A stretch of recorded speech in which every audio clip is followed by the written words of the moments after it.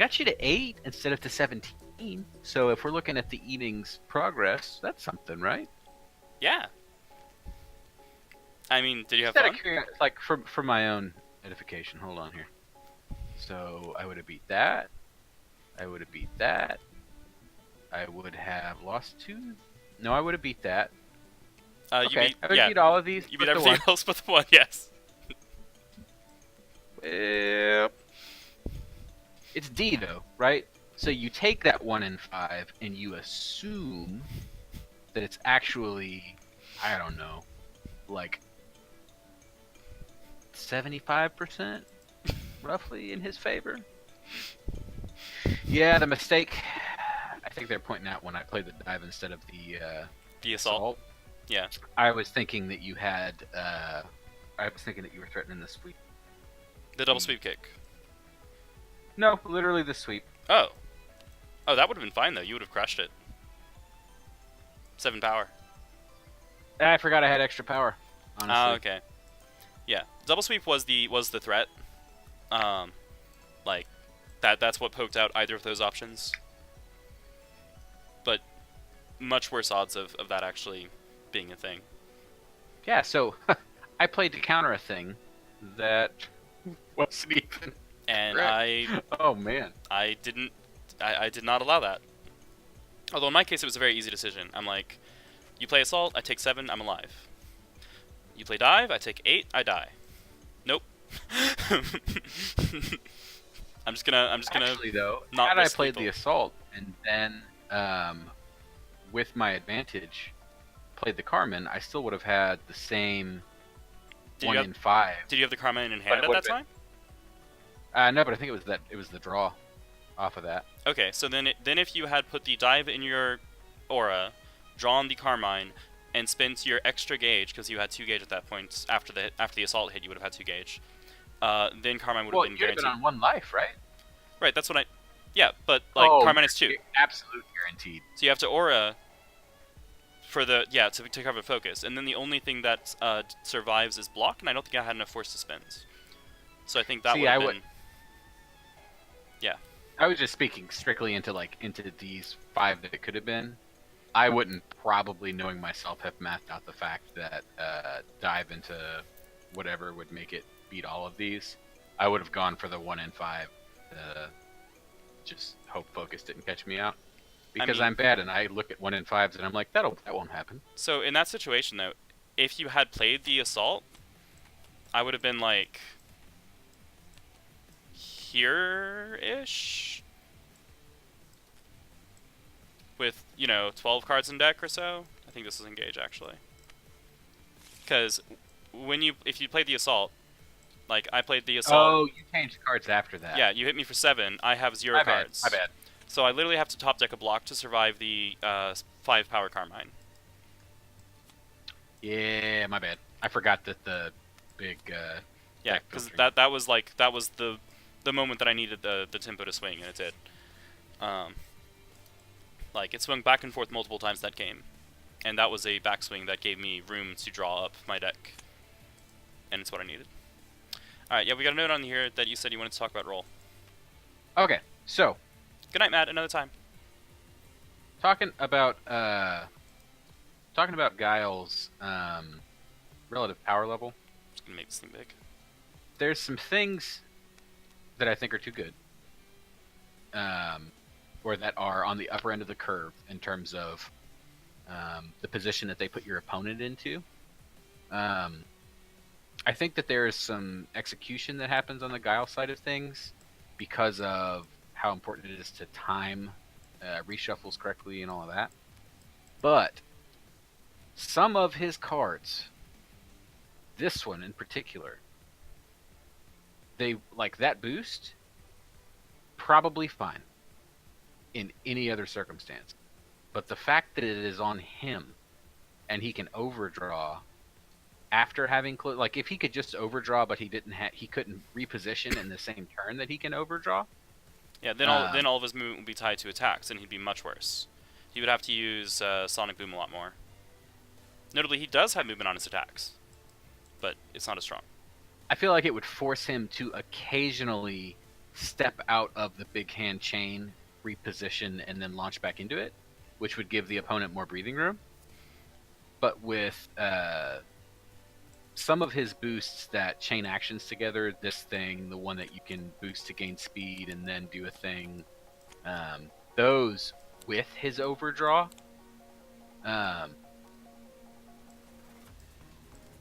make it much more uphill than I think it would be otherwise. Mm-hmm. So there's a specific combo that I think I've pulled multiple times across this series. I could be wrong. And it goes something like this. Okay, these are now too big, actually.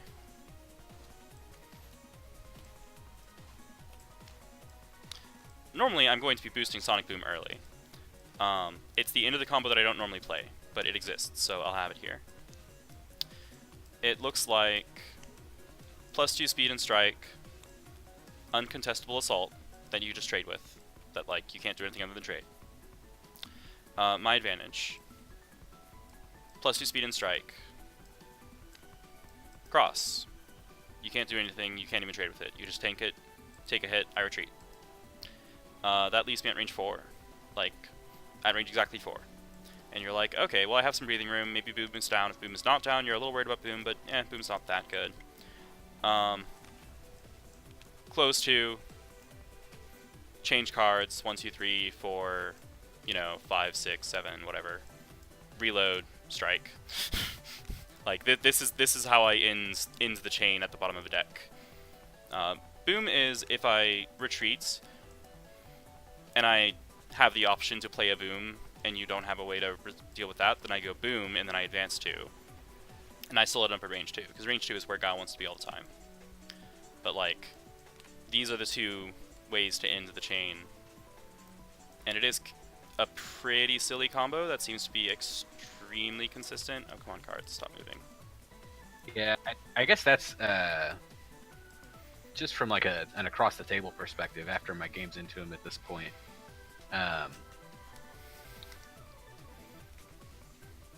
I'm sure that there is a good player that is going to figure the trick out, but I don't think that Guile has a hard time getting the gauge necessary to flip. Because I've played a few of our matches, I've played specifically with the goal in mind to create null beats and engineer situations to keep you away from gauge, like making suboptimal plays just to slow your gauge generation. And when necessary, when forced, I will use preemptive strike to get gauge instead of to close out my reshuffle. I don't like doing it, but like I can guarantee gauge if I want to. Yeah, and so it, you know what I mean. Even with the intent to play directly to interfere with that, I still couldn't really put the brakes on it. I slowed it down by maybe a turn or two, and then from there, once the flip happens, it feels very, very uphill. Specifically, not just big hand, because there's I've played into big hand before on a few different occasions, like into Iaquis. He can't do it as often as Guile, but he can get a big hand and then make you play into it. Oh yeah. Yep. And I love doing that as Iaquis. But these things that let him buy utility while maintaining his big hand, so he gets not only an information advantage, but he can also reposition and maintain that advantage, or modify one of those 12 cards that he has in his hand to become a checkmate situation. It makes it very, very, very difficult to math through anything. Like, it's obviously there, like the lines are there, but getting to those lines is so tough, at least for me, at my level of play.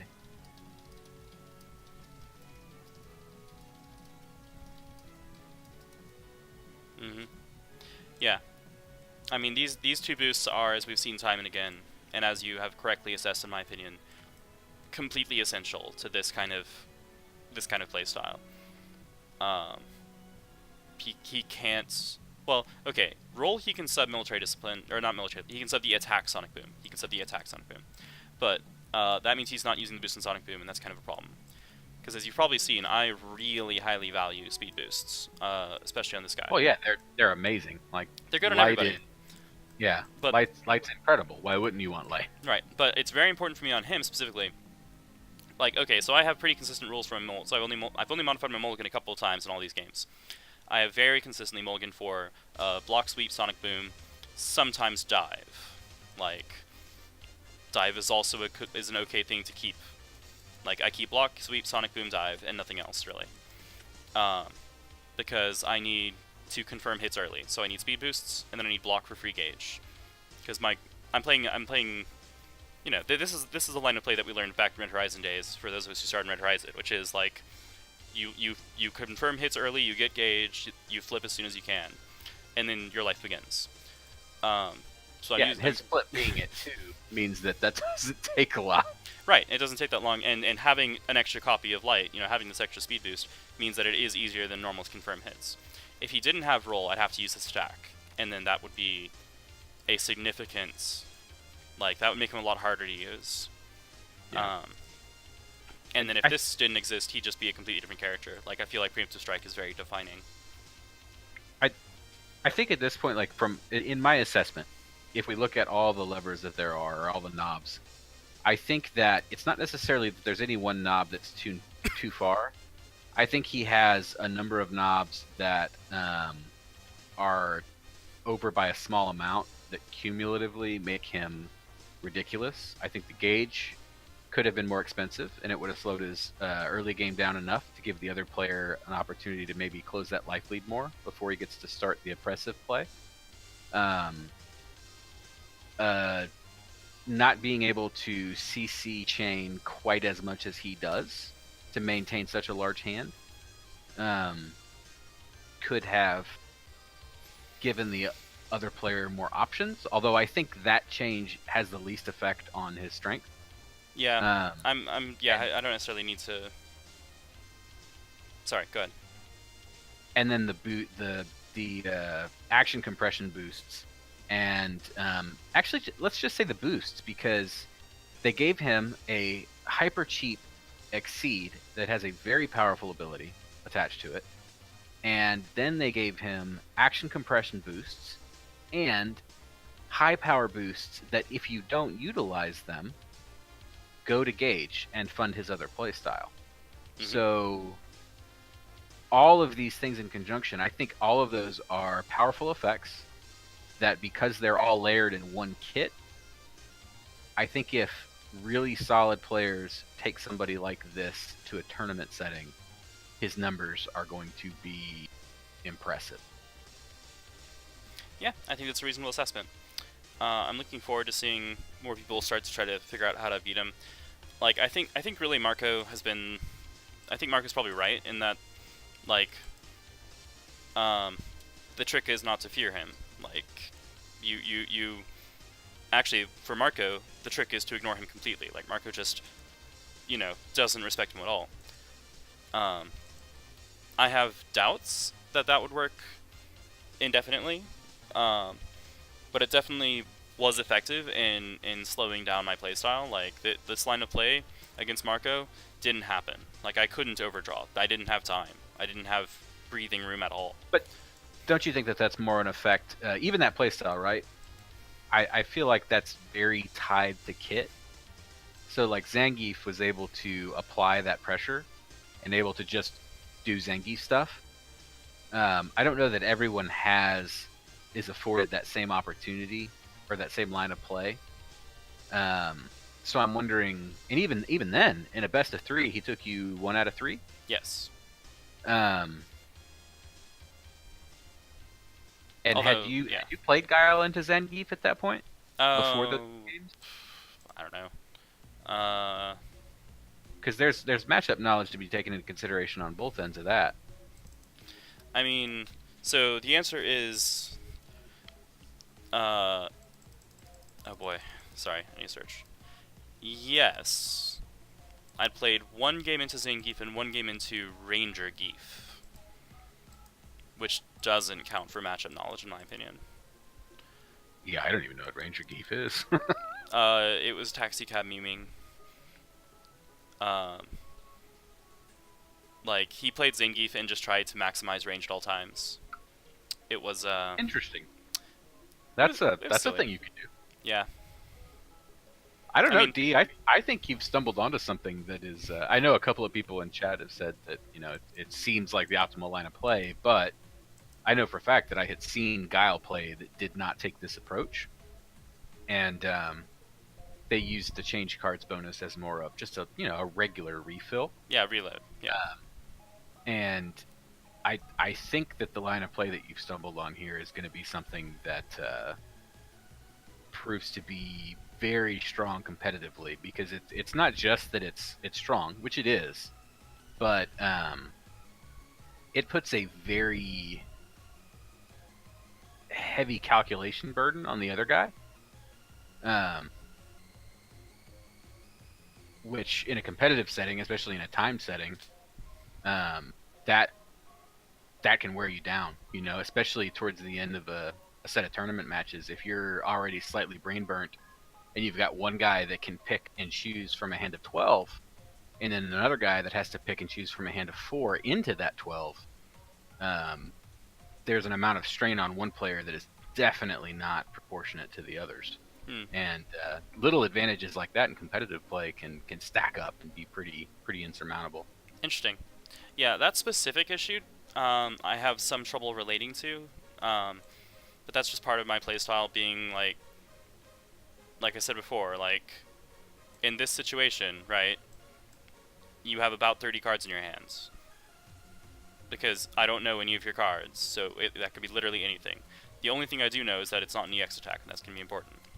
So to me, that pressure doesn't, like, I don't usually feel that pressure personally. I can understand it. It makes sense cognitively. I don't experience it as much because it's like, okay, my opponent could have anything all the time that he could have anything. I don't care how many cards he has in hands. I'll run some numbers just briefly in my head, but like it's not that strongly affected by hand size. That said, I suspect you're probably, at the moment, it seems like you might be right. I'm looking forward to playing more games with, excuse me, with some of the characters that we haven't seen yet. Like aggressive characters, aggressive players, and then, Andorel. Like, I want to see this Guile get shut down more. I got killed by Taisei earlier. That was great. Like, that was awesome. I want to see more of that. Yeah, I wish that had been a best of 3 series. I'd like to see if that's something that could be replicated. Yeah. Like, I want to see Ken and Imogene, Iaquis, Pookie, Selinka, and then Sajin, just because Sajin's good. I don't think she's very aggressive. And Zoltz and whatnot. Like, I want to see aggressive characters who have a wide range of capabilities into this Guile and kind of see what happens. Because I'm very concerned at this point that he is going to end up being just too strong for me to play. Like, maybe not overpowered, but yeah. Yeah, the Zolt game is going to be interesting. I wonder how much the ability to advantage chain is going to keep you from really being able to get up to too many shenanigans. I mean, the most relevant thing is that he has an eye, 1 of 3, speed 7, and I do not. I have range 2 to 3, speed 6, which is nice, but it's not range 1 to 3, speed 7. So he can threaten to stun out on defense, things that I normally would consider very safe. Like, the eye was actually one of the biggest considerations in my game against Turtlehouse. Actually, there's a lot of similarities between Turtlehouse and Zolt, so, like, that's a good comparison, I would say. Like, he can threaten... Didn't Boogie take it pretty close? I think so. I mean, I remember it being a good game. Yeah, it was 10-0. So, like, realistically, I was within 1 strike of death for quite some time. Yeah, especially Eternalus, he could have done... Yeah, I mean, he could have been 1 strike. I was at, I think, 15 life when I was like, okay, yeah, like, he can kill me through focus here. If I'm careless, then I can get Nether Storms, and if he decides that he can't win safely, he will swing a Nether Storm. So I can never assume that he's not crazy enough to do that, because if he's like, it doesn't look like I have a safe path to win, he will windmill slam the thing that gives him a chance to win, even if it's unsafe. So, like, yeah, you're not safe. You're never safe. So, I remember I was counting armor a bit during that game. But one of the biggest concerns in that game was like, does he have an eye? Does he have both eyes? And at the end of the game, the final blow, I was like, well, I'm going to take this chance. It's not checkmate because if he has both copies of eye, and I have seen neither copy of eye the entire game, he stuns this and I die. Like, I don't die that second, but I lose. And he's an insanely good player too. So if anybody's gonna pull off something like that, Pookie can represent. Yeah, I mean he's very good. It was interesting that it was not his typical turn loss in a few ways. He flipped, which he often doesn't, and he played Bargus Fang, which he almost never does. So it was kind of a curious game.